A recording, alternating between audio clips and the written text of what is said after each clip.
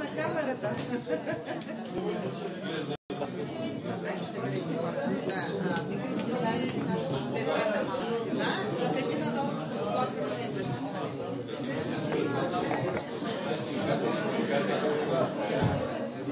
Добър ден, колеги! Добре дошли на четвъртото редовно заседание на Общински съвет Созопол. Нещо звънкаме. Преди да открия заседанието, както всяка година, старите, ама не по възраст, ами по стаж общински съветници знаят, че преди на коледното ни заседание винаги приемаме поздравления от най-малките наши съграждани. Ще започнем с най-малката група. Това е детската градина в Стария град. Къде отидаха те? Добре, кажи да влизат децата.